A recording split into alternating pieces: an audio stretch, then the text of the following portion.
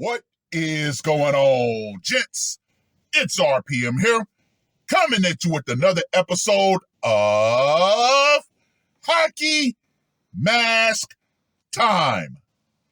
Now, before I get started, let us bow our heads and recite the HMT motto, shall we? A man will only take so much disrespect, and it's only a matter of time before he finally decides today's the day. Gentlemen, here we are, episode 400. Honestly, I never thought I would have made it this far. However, one thing that I have learned on this long trip of men putting on the mask, as long as there are relationships combined with female fuckery, there will always be a group of men who just say fuck it and take matters into their own damn hands. Gentlemen, I must say, this has been a great success, not because of me by myself. There have been a lot of contributing people in the background, and I gotta name some of you. Neo the Outflanker, who sent a massive amount of articles during this time. Jay White, who sent some articles. A lot of other guys sent articles in too. Then you have the scoring system by Richard Weiss. And of course, the nickname system inspired by Jay Montgomery. Gentlemen, this has all been because of you that I've been able to keep going with this series. And of course, we also have to thank the lamestream media for its biased take on why men decide to take matters into their own hands. As we all know, when it comes to men in relationships, they are the loneliest men on this planet. Why? Because they are intentionally cut off by the women in said relationships. And of course, we all know that behind closed doors, many of these men are being absolutely abused. But I'm going to reiterate, there are no resources for men who are abused in relationships. In fact, there are cases of men who actually called in to the police and they ended up getting arrested. Yeah, sick fucking society that we live in. But then when a man decides, you know what? I'm no longer going to take this and take matters into his own hands. Oh, society's there to judge him and say, you were wrong. You should have been able to talk about it. No. We all know this. It would have been a complete and total moot point. Why? Because even when a man is the victim of abuse, society will find a way to blame him for said abuse. So yeah, there will always be more men who decide, you know what? I'm going to take matters into my own hands. Like the man in this article that was published on the 20th of May. Arizona man who buried his wife alive in a hand-dug grave, sentenced to life without parole. This guy literally dirt-napped his significant other. Now, let me just go ahead and say this right here. Woo! An Arizona man has received a life sentence without parole after pleading guilty to terminating his wife by burying her alive. David Pagniano, 62, was sentenced on May 9th for the 2017 deletion of his estranged wife, Sandra Pagniano, 39, after she was quote-unquote kidnapped from her home by him and driven to a remote location and buried alive in Prescott, Arizona. Yavapai County Sheriff's Office said in a release. The victim, who was amid divorce proceedings with her ex-husband at the time, shared 2 daughters with him, was quote-unquote bound and gagged and buried in a hand-dug grave, according to the release. Quote-unquote, my office pursued the deletion penalty in this case because of the horrific circumstances surrounding the abduction and termination of a young mother, Yavapai County Attorney Dennis McGrunny said. Quote-unquote, Sandra was kidnapped from her home while her children slept nearby, bound in packing tape, driven to a remote location, and buried alive. The evidence revealed she vigorously struggled while she was in the grave and was likely conscious for up to 5 minutes after being buried. I hope the life sentence brings some closure to the victim's family. Pagniano also received an additional sentence of 16 and a half years in prison for kidnapping, fraud schemes, and forgery. The sheriff's office launched an investigation into the disappearance of Sandra in 2017 following quote-unquote suspicious circumstances during a contentious divorce which led to her discovery.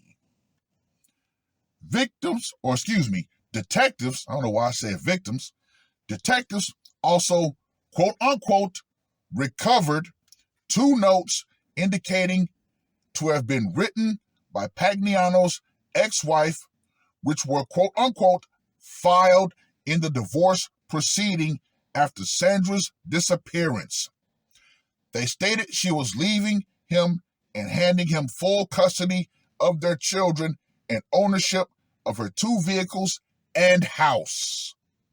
These notes were determined through forensic examination to have actually been written by the offender, the sheriff's office stated. Pagniano was located by cell phone analysis in the area of the grave site days before his wife was found, according to the release. He was subsequently charged with first-degree termination per NBC News. Quote-unquote, I hope the life sentence brings some closure to the victim's family, McGrunny said. Well. It is a tale as old as time. Divorce. Yeah. I keep harping on this, how the divorce laws need to change. They have to. They're too fucking archaic. And I've also said this. There is so much blood on the divorce and family court's hands. Yeah, far too many married men, they see no way out. Which is why, in my humble opinion, whenever you see celebrities get divorced and you see these massive payouts, that, gentlemen, is actually a form of programming. Yeah, why do you think so many old boomers stay in absolutely devastating, sexless marriages?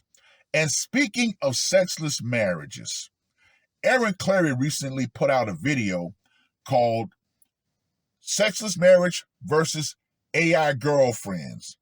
And I actually left a comment talking about how I ended up in the synthetic companion life. And some of the guys actually wanted me to tell my story. So, of course, I'm going to be telling that story tomorrow. So stand by, gentlemen. Another waifu video incoming. But, back to the main topic, the main article, if you will. Far too many married men, they understand, they've been programmed to see, oh, if I get divorced, I'm going to, at minimum, lose half of everything that I worked for. So, what are my options? Get drugged over the coals in divorce or stay in a miserable, absolutely dead marriage? Yeah, a lot of boomer men, what did they do?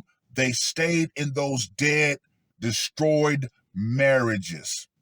Even after their children, if they had children, left the nest. I don't want to lose my stuff. I'm too attached to my material goods, and that's why I'm trapped. Yeah, no.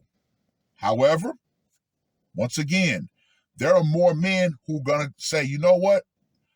I'm going to take matters into my own hands. Till death do we part, and I'm going to make sure you uphold that end of the vows. Anyway, let's get to that scorecard, shall we? Gentlemen, for this one, since it is a special episode, I'm going to give David Dirtnap Pagniano a score of 150 under general principle. This is the first, and I mean the first, buried alive HMT that I've done. So I think I'm in my right mind to say, yeah, 150 just because of GP. But yeah, far too many women get away with absolutely destroying a man's life, especially when it comes down to divorce. And we know that that is incentivized, just like infidelity is incentivized when it comes to women. Yeah. Now, of course, we have to mention the one man who, in my opinion, actually got away with putting on the mask. I know people curse his name, and when he finally, kicked the bucket, there were people who were saying, good, burn in hell. Who am I talking about? That's right, O.J. Simpson. In fact, he wrote a book called If I Did It.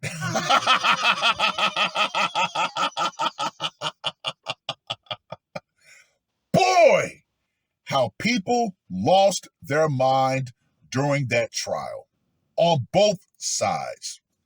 Now, of course, me and my logical thinking was like, he may not have done it, but I'm pretty sure he had something to do with it. He may not have done it directly, but he had knowledge of it. But, like I said, in my humble opinion, if he did do it, then he's the one man who got away with putting on the mask. Just saying, just my humble opinion. Well, I've rambled on long enough. Read the article. Let me know what you guys think. And shout out to all the previous contributors to make this series what it is. And gentlemen, we're going to keep going. Like I said, this train is not getting off the tracks or stopping anytime soon. This is a well that will never run dry. And thank you, modern women. Thank you for your shitty attitudes. Thank you for your fuckery. Thank you for absolutely believing that nothing will happen to you no matter what you do to a man. So, with that in mind, Understand this, ladies. The power you think this society gives you, which is nothing but one big illusion, that will go out. Feminism and the idea that you're going to still continue through life and no one's going to actually hold you accountable, that's going to go out right along with it. Because now we are in a completely new environment. And in this new environment, no one is coming to help you, ladies. No one. And guess what? You want true equality? Some of you women have found out, especially when you become homeless and hit the streets, because the streets are just like nature. They do not discriminate. It is what it is. That's all I got to say for this one. R.P.M. I am out. Woke up, murder on my mind, yeah. Losing all my hope, yeah. I'ma do the crime, yeah. Fuck the red or blue, I'ma take the black pill, yeah. Fuck the red or blue, I'ma take the black pill.